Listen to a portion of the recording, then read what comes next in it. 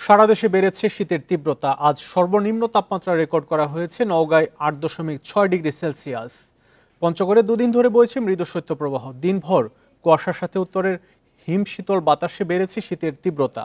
চুয়াডাঙ্গায় একদিনে প্রায় ৩ ডিগ্রি তাপমাত্রা নেমে আজ সকালে রেকর্ড করা হয়েছে ১০ ডিগ্রি সেলসিয়াস। মেহেরপুরে কনকনে হাওয়ায় দুর্ভোগে শ্রমজীবী মানুষ। ঠাকুরগাঁয়ে ভোর থেকে বৃষ্টির মতো ঝড়ে কুয়াশা। এক সপ্তাহের বেশি সময় ধরে সূর্যের দেখা না মেলায় চরম ভোগান্তিতে পড়েছে মানুষ। দিনের বেলাতেও হেডলাইট জ্বালিয়ে চলাচল করছে যানবাহন। মৃদু শৈত্যপ্রবাহ বইছে মৌলভীবাজারেও। বেলা গড়ানোর সাথে সাথে উত্তাপহীন সূর্যের দেখা মিললেও বিকেলের আগেই তা ঢাকা পড়ে কুয়াশার চাদরে।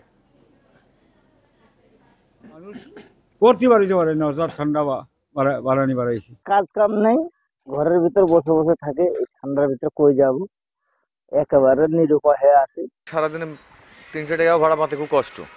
শীতে আপনার তো প্যাসেঞ্জার ওঠে না।